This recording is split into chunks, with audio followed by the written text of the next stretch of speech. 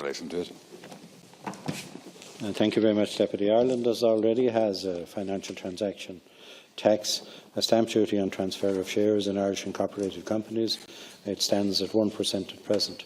The yield from this charge in 2015 was 424 million, 424.13 million.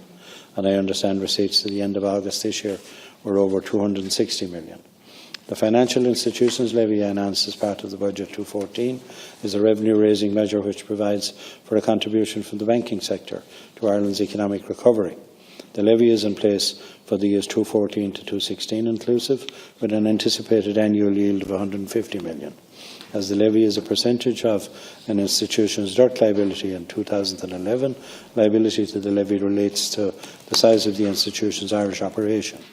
The entire banking system has been underpinned by strong government support provided both here and abroad, and I believe it is appropriate, therefore, that the banking sector should make a contribution to the state's economic recovery. Accordingly, I announced in Budget 2016 that I propose to extend the levy out to 2021, subject to a review taking place of the methodology used to calculate the levy. This will bring an additional 750 million in over the period, which is a very significant additional contribution to the Exchequer. In relation to the discussions at EU level, the government position is that a financial transaction tax would be best applied on a wide international basis to include the major financial centres to prevent the danger of activities gravitating to jurisdictions where taxes are not levied on financial transactions. Notwithstanding this, the Government is not prepared to stand in the way of EU member states that wish to work together to implement a financial transaction tax. And in this regard, adoption of a decision formally authorising enhanced cooperation took place during the Irish presidency of the European Union in the balance will be included, 2013. and I want to give the member a chance to ask questions because the question will work for another minute. Deputy Pringle. His response. I think it's basically identical to previous PQ reply was given in June. From what I heard of it so far, it was identical, apart from the fact that up to the end of August you claimed that 260 million euros was raised from the 1% transaction tax on trading in shares. I think the gist of what you're saying is actually that we have a far more onerous regime in place here in Ireland than the financial transaction tax would be proposing. Because in your previous reply in June, you said that the estimated figures that the financial transaction tax would raise would be 360 million, which was way below the figures that you quoted in that PQ reply. Therefore, I mean, why shouldn't you be encouraging the 10 countries across Europe to actually introduce our system, given that it is effective and working so well?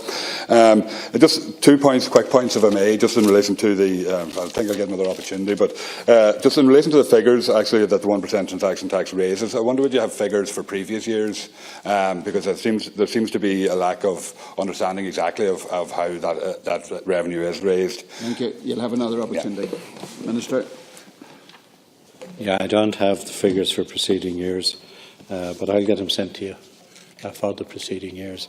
Our position on financial transaction tax hasn't changed since I last replied to your question on this back in June, I think it was. In Europe, one of the countries that were involved has dropped out, Estonia. The other 10 haven't yet reached agreement.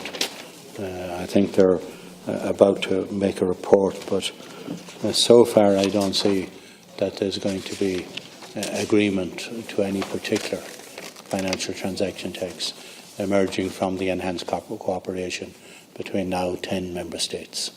There's still quite a difference of opinion among the members participating in the enhanced cooperation. And of course outside of that there's quite a wide divergence of views. The Irish position is driven by our proximity to the City of London, and the view, certainly up to Brexit, that if we imposed a financial transaction tax here, and the UK didn't, and they made it very clear they wouldn't, that there'd be a movement of financial services activity from Dublin to London, and there are 38,000 people employed in the financial services industry in Ireland. Thank you, Minister. Deputy Pringle. Minister, two points in relation to that. One in relation to transactions moving. Actually, the way the financial transaction tax is proposed is that the tax is levied on the portion of a transaction that belongs in the member state where the financial transaction tax is in place. So, in effect, for a financial transaction tax company to move to benefit, they would have to only deal in transactions that were outside of all the member states that actually were participating in the financial transaction tax. So the argument that businesses would move actually doesn't stand up unless they just stop trading completely with any country that has a financial transaction tax in place.